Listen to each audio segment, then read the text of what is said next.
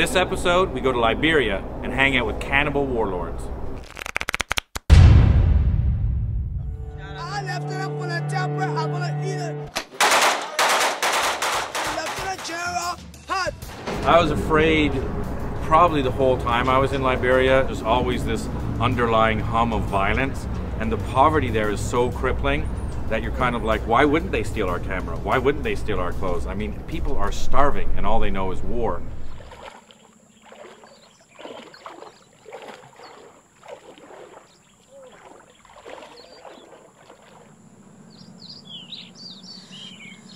So is that why your nickname was General Butt Naked? Yes, because I was naked, because I fought naked. A lot of people would drink or do drugs before fighting? Yeah, most of my boys, yeah. Then we drain the blood from the innocent child and drink it before going to battle. So you kill the child? Yes. And then drink the blood? Yeah. I left it up on the topper, I'm gonna eat it. Lieutenant General, hot. Make sure you eat it. So what kind of war is this? Gorilla? World War III. It's World War III.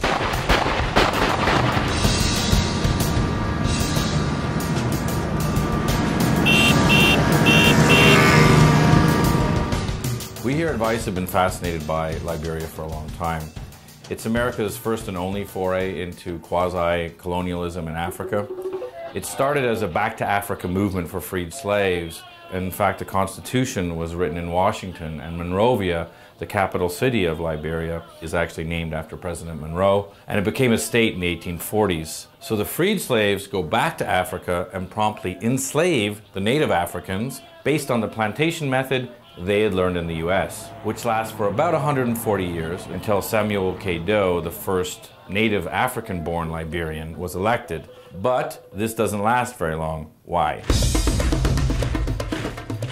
Because an American-educated, and some would say American-backed, rebel leader named Charles Taylor and his buddy Prince Johnson came from America and overthrew him. We are not a military group here. I'm not a soldier. What we seek to do is to destroy these military dictatorships around Africa. And that's that Charles Taylor virus. If the civilians can throw out the army, wow, we are in trouble. Well, I love it. We will fight to the last man. I will get weapons from wherever I have to get it. If the Pentagon's got some, please give me some. Despite reports that the government wants talks with the rebels, the violence goes on. The government and people of this country assure you that the armed forces will protect them and that the rebel will soon be eliminated. Rebel forces stormed into the center of the capital today. They are now less than a mile from the executive mansion where President Samuel Doe has barricaded himself with about 500 soldiers. In fact, Prince Johnson, who got to Doe before his buddy Charles, ended up torturing him, cutting him up, and is rumored to have eaten him while filming the whole thing.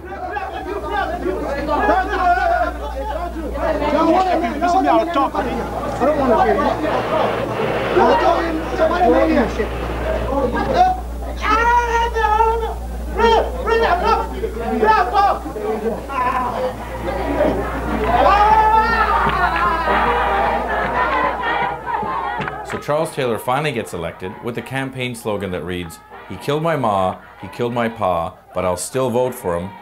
And it works. He gets elected. But he's so corrupt that soon after, there's a bunch of warlords fighting for control over Liberia, the country devolves into civil war, and things go from bad to severely fucked up. I know somebody who want to kill me. If I grab you, I will eat you. Raw. But this is like a civil war on steroids. It's a post-apocalyptic Armageddon with child soldiers smoking heroin, cross-dressing cannibals, systematic rape. It's total hell on earth. We love the music. There's a music. They call it the sound of death. Yeah, but it's a sound of music to us. Liberia's been in the news a lot lately because Charles Taylor is on trial at The Hague for war crimes. But we wanted to know what happened to all the other warlords. So we contacted a Canadian journalist who lives in Liberia named Miles Esty, who's kind of a Kurtz-like character, tall, skinny, skeleton guy, who's had malaria more times than he's had hot dinners. And he said he could get us access to all these ex-warlords. So we said, great. We got on a plane and we flew to Liberia.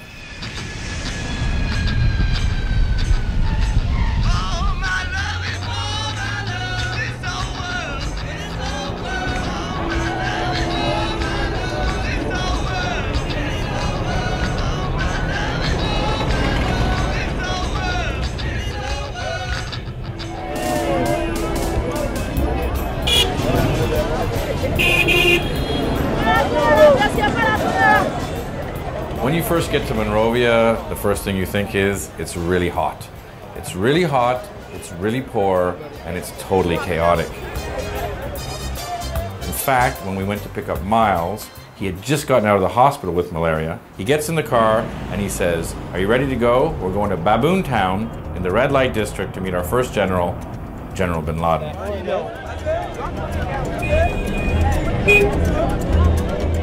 So as we drove to Baboon Town, we asked Miles what's up with the name General bin Laden. And he said, well, a lot of the generals took different names because they didn't want to be identified after the various wars. And these pseudonyms were meant to strike terror into the hearts of their enemies. So there's a General Rambo because he's scary. There was a General Mosquito because mosquitoes are terrifying because they bring malaria. The general that fought General Mosquito was named General Mosquito Spray. And of course, there's General bin Laden. In fact, there's two General bin Ladens. Our General bin Laden, we found out en route, had just been put in jail. Now, he didn't know why, but he suspected because the authorities found out that we were coming with cameras to shoot him. And they say they're not going to let him out, but we can interview him in the jail and we can interview the commanders. Let's do that. Let's go there. Can we go there now? Yeah. Let's go now. It's a big deal, dude. So the minute we arrive in Baboon Town, our car is surrounded by a bunch of sketchy dudes. So when Miles came back and said we could interview bin Laden in the police station, I was like, yeah, let's get out of here and get in there really quick.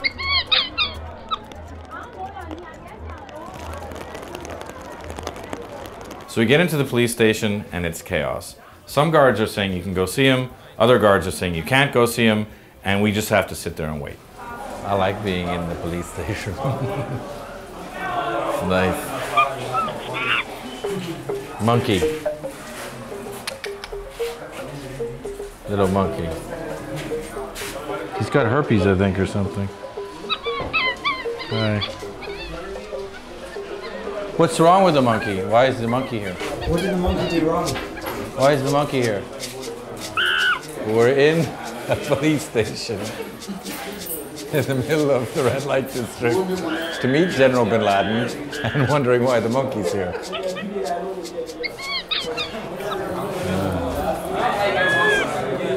And eventually, after sitting there for a while, we realized, oh, we've got to grease some palms.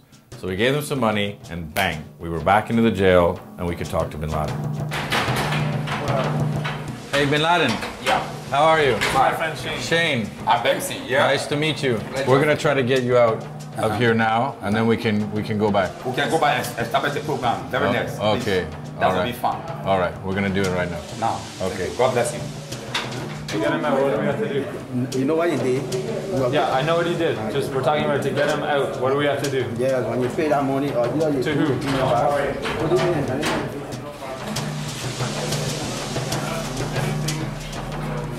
So we want to videotape this station without permission? Is that what we do? Yeah. If you're not getting permission from me to videotape my office. Okay, well, stop. Permission. It's off. The video's off. He's carrying. He's just holding it right now. Well, I hope that I have not been recorded here up air because you know this is a criminal. Look, we're good people. We're good. Nobody's recording anything. You just need to pay some cash for getting on. Sure, I can give him cash. Can we pay him and pay you a fine and then take him? Fine. Okay, great. That's good. Okay. Okay, let's go. Okay, let's go.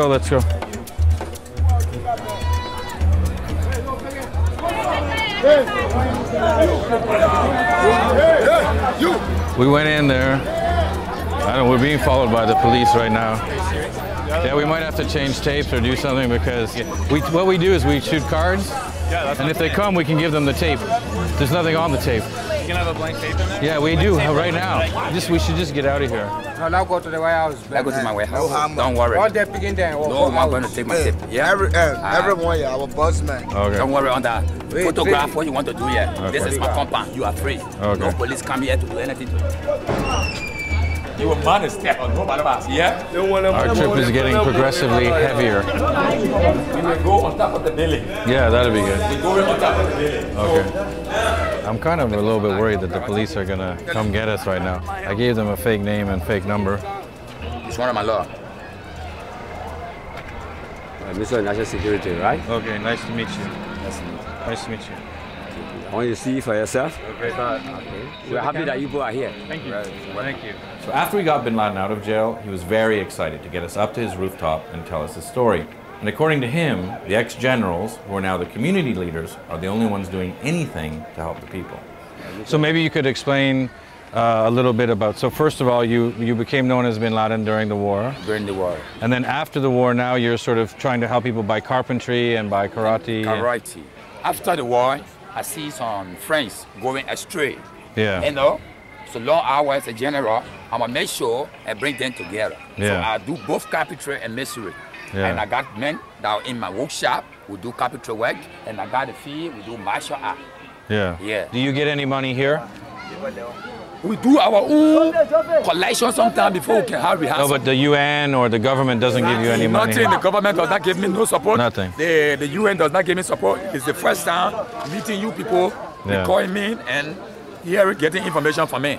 We only need the government attention to And our program. is this area, this is red light here? It's a red light Gorbachev. Yeah. This is red And light. is there a lot of crime in red light? Yeah, it's wet time. This is red light. Red light. Now it seems like everyone hanging around knows how we got him out and for how much, and that has gotten around. And it's a hot topic of conversation. I don't think Shane knows that, so he's nice and calm on the screen. But keeping the stress level a bit higher than usual. Look at Liberia. Look at Liberia. We can build a place. We don't expect this older country that was born on a Christian principle. People should be in government office with blood under their hand. Let them open their mind and their heart to the country. Why should Mama Liberia sing in poverty? So Miles comes over, stops the interview, and says, "We have to get the fuck out of here now." And bin Laden looks down and he goes, yeah, those aren't my guys. You guys should really go. So bin Laden gave us an escort, and a couple of his guys got us through the crowd, to the car, and we got the fuck out of here. Okay, let's go. Let's go, let's go, let's go, let's go, let's go, let's go. Holy fucking shit. But that was out of hand. We gotta get out of here. There was some heavy duty vibes there, boy. So after meeting and being freaked out by General bin Laden, we wanted to see what the UN and government were doing to rebuild Liberia. So we met a local journalist named Nagbe, and we asked him, and he said, "You want to see what the government and UN are doing? I'll take you to West Point."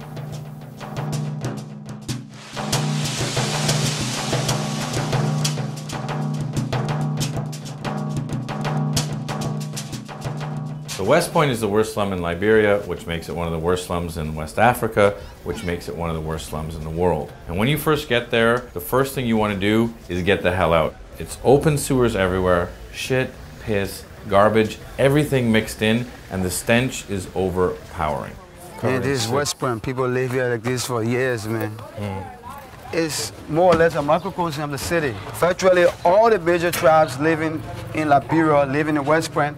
Now, West Point happens to be one of the most devastated part of the world because the people here don't have toilets, and because they have no toilets, they use the beach.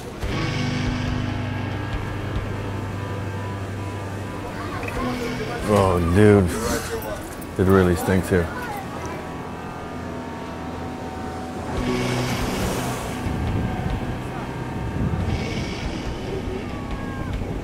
They're not taking care of the community, you know.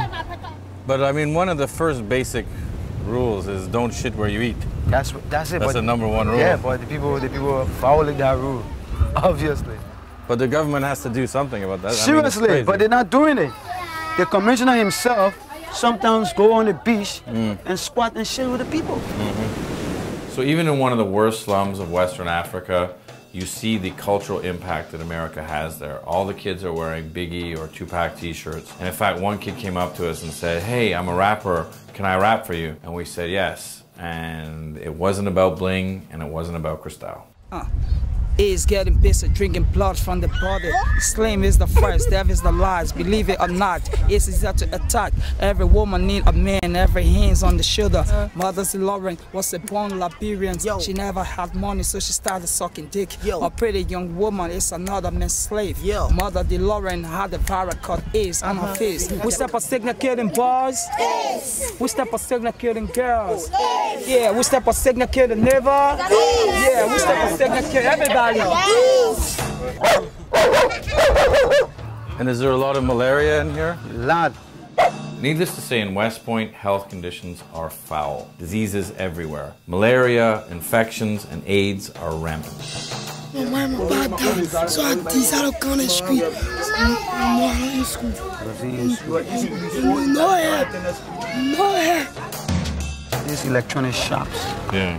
They are just cover up. Cover up for heroin. For heroin. Wow. It's a big business. We heard stories that during the war, the rebels would go out in boats with diamonds and trade the diamonds for weapons and cocaine, and it was a lot of Colombians and Mexicans. It did happen here. We find it interesting because cocaine and heroin are very expensive drugs, so we were surprised to find heroin here. Usually in poorer countries, there's you know, speed or meth or like things you can make. I feel time Why coming is that? here. The Nigerians. Nigerians bring it. Call it one nothing. It's nothing. The man is nothing. Not called nothing. If you swing the highway over plus, you won't sleep, or you don't sleep. So which is nothing now. You want to smoke cookie now? I only want cookie to calm down now. Yeah, you only want fry now. Look, do you remember that? Behind these areas are small shops that are used as brothels, and you can pay between $50 to $75 to $100.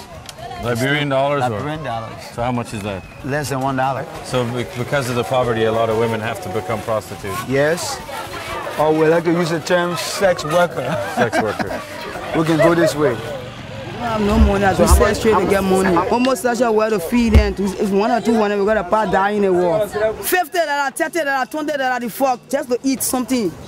I'm a homosexual way. I can say I can eat raka insect, I can eat mango. I you know, cast more. Well, we can take the corner, we'll show you the brothel we're going to go to tonight. Yeah. But we're not going to do anything extra. You can just we'll just pass through, all right? No small child inside. So now we're in a brothel. We're going to come back tonight. It's not open right now. Condoms here. We got some stains here, some blood here. and shit. Not very clean. Towel used for wiping. This is pretty good. How do we get out of here? This way.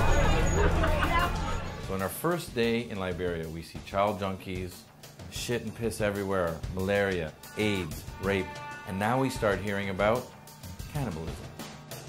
The scaredest I was when we actually shot in West Point, which is the worst slum in West Africa.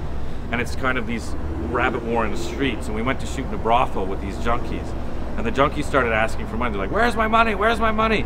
And people started hearing money and just flooded into the brothel, like, money, money, money. So we took off. The problem is you take off, you can't go anywhere because there's these little, you know, streets that, you know, that there's no rhyme or reason to them. So we're all running around in the dark. And we finally get back to the car against all odds. We get in the car and our driver's so freaked out about the mob following us that he peels off and nearly kills some people, which is terrifying because if you kill people down in West Point, they'll just take the car, rip you limb from limb.